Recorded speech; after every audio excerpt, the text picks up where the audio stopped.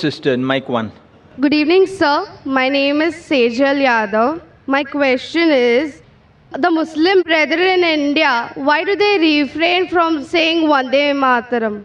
And what is the reason? I mean, Vande Mataram is a thing which symbolizes Indian nationalists and doesn't have a religious identity. Sister Voida, yesterday you were there in the program? No, sir. Because this question was asked by another sister yesterday, but since you were not yesterday, I repeat my answer. The sister asked the question that why do Muslims refrain from saying Vande Mataram? Before I give the answer, why do Muslims refrain, I would give some advice that even the Hindus should refrain. Why? Because it goes against the scriptures. As I mentioned earlier, in the earlier answer, when our Sikh brother, he asked the question, I gave you quotations from Upanishads, from Veda, that Almighty God, you should worship Him alone and no one else. He has got no images. Now, Vande Mataram is a song in which thrice it says that Vande Mataram, I bow down to my motherland. Now, in Hinduism, you worship only Almighty God and no one else. God is the creator of this country also. Fine? So it goes against your scriptures. And Hinduism is against idol worship. Hinduism says you bow down only to Almighty God and no one else. You worship Him alone, no one else. So besides Muslim, first I would like to say it goes against the Hindu scriptures.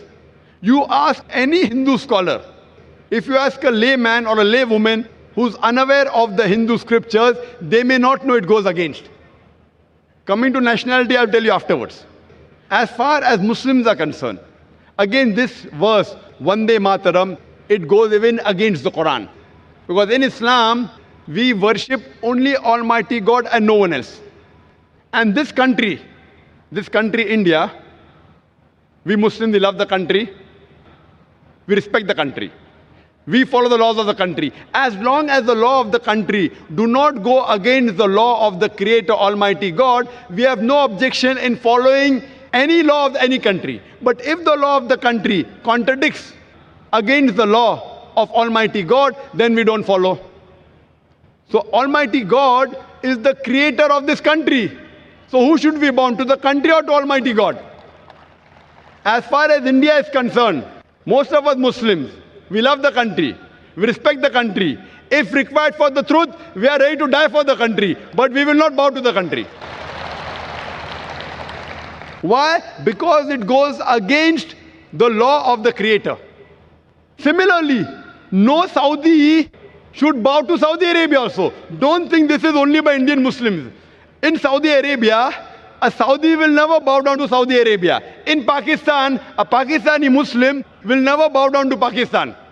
It is not a special law for India because Saudi Arabia is not superior than Allah subhanahu wa ta'ala. Pakistan, the name may be Pak, but it is not superior to Allah subhanahu wa ta'ala. So this law is the same. And the concept is that we too love the country. But if it contradicts, for example, in Islam, we consider after Allah and the Messenger, in this world, the person who we respect maximum is our mother. Our mother bore us in a womb for 9 months. We love her.